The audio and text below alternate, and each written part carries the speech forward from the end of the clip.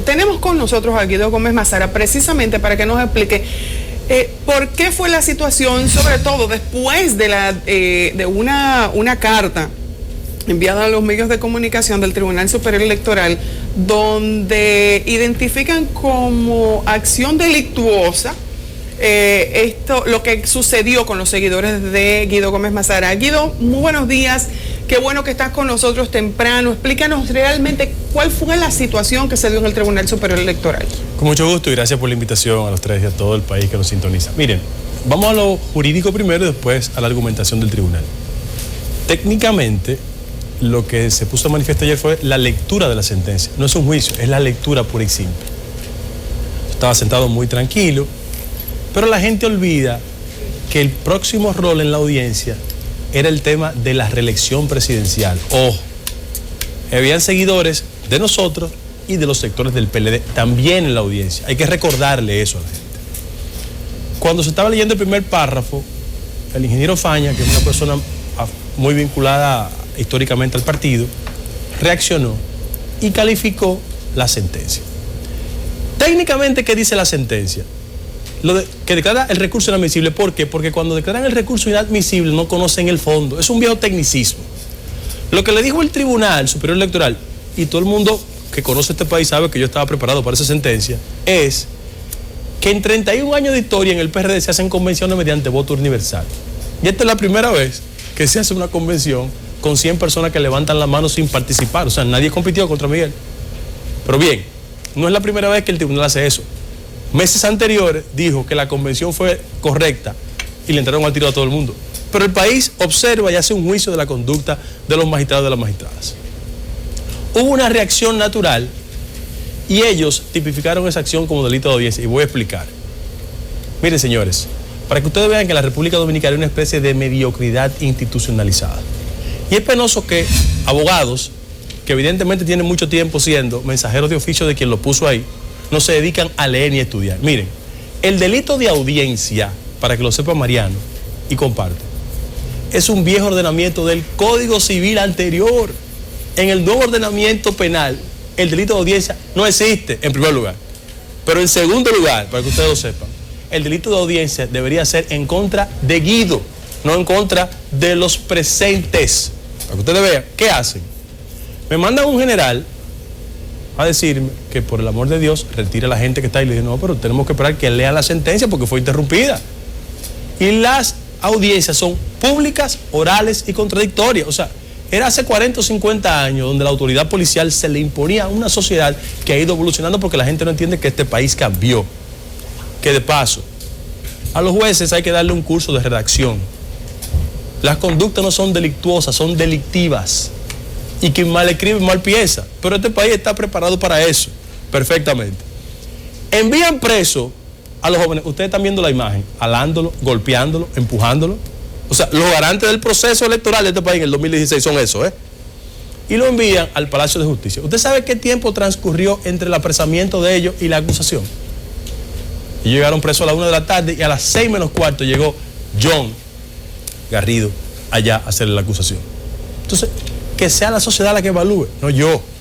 Porque yo, consciente de cómo está compuesto el tribunal, evidentemente no tengo otra alternativa que tocar las puertas de la institucionalidad, porque yo creo formalmente en eso. Pero bueno, ante la situación que se dio, entonces, ¿cuál entiendes que pudo haber sido el manejo de... Había una situación que pudo desembocar en una crisis mucho mayor? En la tipificación es delito de audiencia. ¿Ustedes vieron la reacción de los muchachos? Le dijeron corrupto a los jueces. Bueno, pero yo vi a Félix Bautista acabando con el Procurador General de la República en audiencia. Ustedes lo vieron y el país lo vio. Lo que pasa es que hay una regla para quienes están en el poder y otra para el resto de la sociedad. Frente a eso yo quiero decirle lo siguiente. Yo creo en los mecanismos institucionales y yo estoy totalmente convencido que aquí hay un proceso de gangsterización de las altas cortes. Y lo he dicho con mucha responsabilidad. Y que esa corte, que es el Tribunal Superior Electoral, no está en capacidad de conocer los conflictos que surjan producto de las elecciones de 2016. Prepárense para el 2016 con jueces que actúan por mandato político. Yo lo he dicho y lo voy a repetir aquí. ¿En qué país del mundo un juez del Tribunal Superior Electoral, en el marco de una litigación, le toca la puerta a una de las partes para decir, resuelve este problema, arréglate con Miguel? ¿En qué país del mundo eso pasa? Bueno, el juez Marino Mendoza hizo eso conmigo. Pues yo lo he dicho públicamente, para que ustedes vean la caricatura institucional que hay en este país. Por eso yo digo que hay una fase de canterización de las altas cortes. Esos jueces que están ahí están sometidos a la Suprema Corte de Justicia. ¿Tú sabes por qué? Porque recibían pensión y salario. Entonces, para que ustedes vean el tipo de corte que nos gastamos en la República Dominicana y que el país no puede estar administrado por dos políticos que quieren controlar la institucionalidad democrática en la República Dominicana, donde la interpretación de la ley no vale nada, sino el interés de carácter político coyuntural. Y frente a eso tiene que haber una reacción ciudadana natural. Y por vía de consecuencia yo estoy convencido de que tantos años de lucha, sacrificio, esfuerzo por los valores democráticos no pueden caer en manos que su interés no es administrar la justicia, sino favorecer a los dos políticos que lo condujeron a esa corte. Guido, vamos al aspecto de la sentencia a la que se dio o se intentó dar lectura en el día de ayer. Vamos ya a la parte del fondo. ¿Cuál fue la argumentación del Tribunal Superior Electoral para no validar esto como suficientemente fuerte de entrar a un juicio de fondo y de investigación? Bueno, ellos ¿Qué dicen, fue lo que hizo que ellos dicen técnicamente que el proceso de elección de la candidatura presidencial de Miguel Vargas fue correcto. Es decir, en el PRD las convenciones se hacen voto universal y con participación. Por ejemplo, hace 3 semanas el PRM fue un proceso para elegir su candidato presidencial. La gente vio votando. Búsquenme una imagen de la convención en que Miguel Vargas fue electo candidato presidencial donde la gente participara. ¿Qué hicieron ellos? Ellos convocaron, con la complicidad del Tribunal Superior Electoral, una convención ordinaria y en el marco de la convención ordinaria modificaron los estatutos y le preguntaron, ¿cuál partido dominicano? ¿Quiénes están de acuerdo con la candidatura presidencial? Levanten la mano. Eso no pasa en un partido de tradición democrática. Pero dentro de los estatutos hay algo que impide que una vez se tome una decisión de esta naturaleza se pueda proceder de manera inmediata a ejecutarla. Es que no solo eso no está establecido en los estatutos, sino que la ley electoral lo prohíbe. Y los jueces que actúan por mandato político lo que dijeron ayer fue, no, yo no quiero conocer al fondo. Yo voy a declarar inadmisible, que es una facultad que ellos tienen. Como tienen la facultad de archivar expedientes. ¿Te entiendes? O sea, el país está de rodillas frente a una caricatura institucional. No solo en el caso del Tribunal Superior Electoral, también en el Tribunal Constitucional. Es que la clase política ha malentendido que blindándose garantiza decisiones judiciales favorables y eso le está haciendo daño al sistema político, no es un asunto personal. Ahora, Guido, después de la sentencia, con todo y lo accidentado que fue, se leyó, o sea, se le dio lectura en el día de ayer. 4 horas después. Exactamente. Y ahora, ¿cuál sería el próximo paso luego que desestiman los reclamos que tenías? No, lo declaran inadmisible, no lo inadmisible. Inadmisible. Bueno, yo tengo otro recurso, que es el Tribunal Constitucional. Yo creo en las avenidas institucionales. Evidentemente ya estamos en un ciclo regresivo, porque recuerden, no se olviden que yo tengo 2 procesos contra los jueces del Tribunal Superior Electoral. Lo tengo en la Suprema Corte de Justicia, contra Mariano Rodríguez y John Giuliani, y eso sí es una conducta delictiva, no delictuosa, como ustedes mal escriben, porque quien escribe mal piensa peor. Yo tengo, por ejemplo, un sometimiento contra ellos porque en el ejercicio de sus funciones, por 12 meses cobraron salario y pensión. Eso sí es una conducta delictiva, no delictuosa. Y también lo tengo sometido a los 5 porque se incrementaron su salario violando la Constitución y las leyes en la República Dominicana. Eso sí es conducta delictiva, no delictuosa.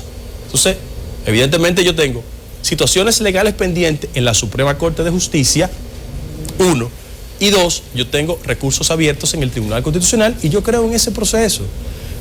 Los compañeros, en el caso particular del incidente de ayer, los compañeros quedaron presos, amanecieron presos en el día de hoy. ¿Qué pasa con ellos ahora? No, hay un recurso, hay un habeas corpus hoy a las 9 de la mañana y yo voy a estar ahí en primera línea. Déjame explicar una cosa técnicamente. A ver. Porque aquí hay rasgos autoritarios en medio de una sociedad que está en el siglo XXI. Señores, no es posible en el siglo XXI aprender a una gente, detenerla, sin una orden previa de una autoridad competente. Ellos se lo llevaron preso, como en el tiempo de Balaguer. O sea, entraron al tribunal, llévenselo preso. Y 5 horas después... Digo, pero hicieron un desorden, Guido, también. O sea, estaban dentro de un tribunal y ahí había una situación difícil, algo había que hacer. Mira, yo te voy a comprar el argumento. ¿Tú viste a Félix Bautista? Busca las imágenes. Subiéndose en la banqueta. Un desastre. Una pregunta, ¿qué pasó con Félix?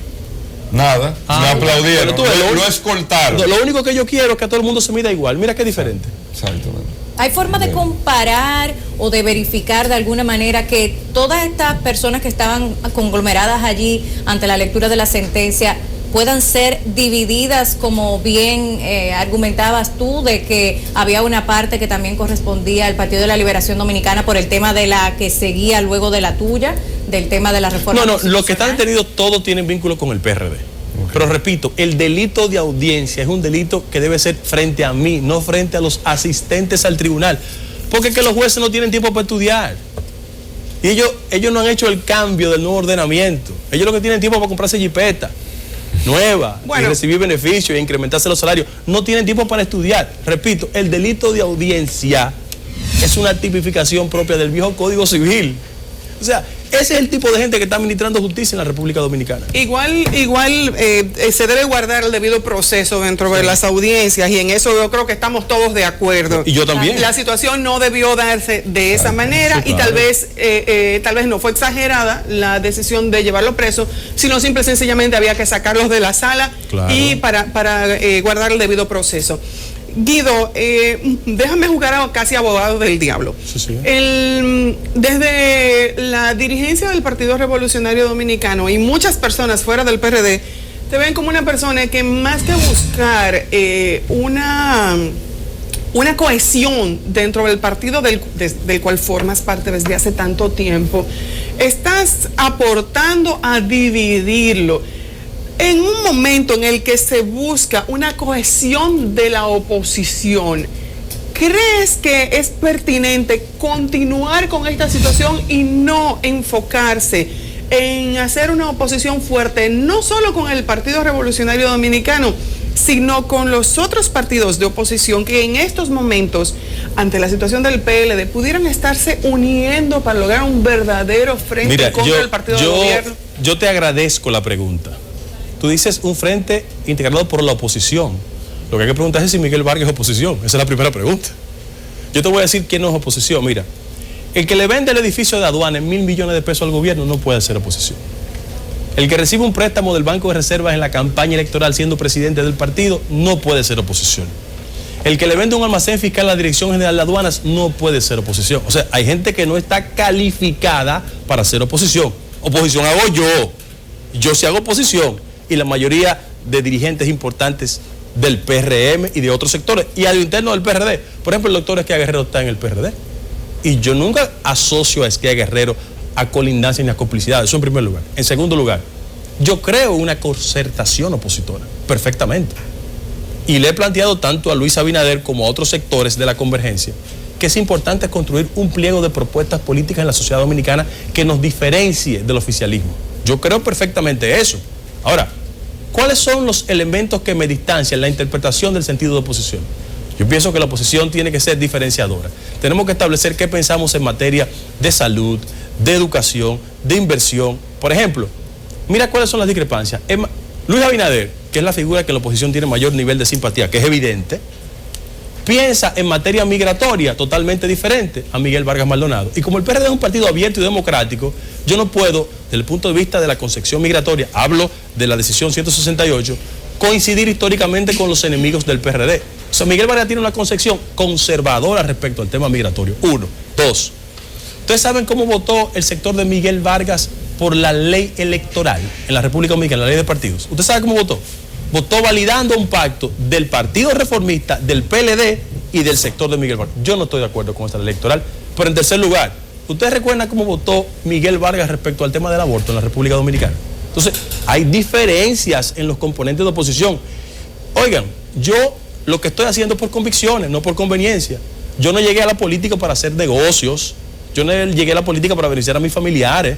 O sea, yo creo, y escúchame que hable en primera persona, que tengo una historia, una tradición democrática, que usted puede discrepar de mí, pero hay que respetármela. Porque en este país, cuando había que hacer antitrujillista, mi familia lo fue y nunca se benefició.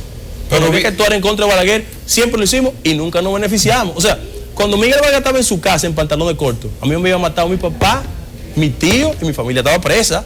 O sea, yo vengo de una tradición democrática. Yo no llegué al PRD a hacer negocio. Mi familia no está vinculada en nómina de ninguna naturaleza. Yo creo en convicciones democráticas y estoy en la mejor disposición de ser parte de un frente de oposición, pero de oposición de verdad. No que sea oposición por la mañana y por la tarde haga negocios. Usted me dice, por ejemplo,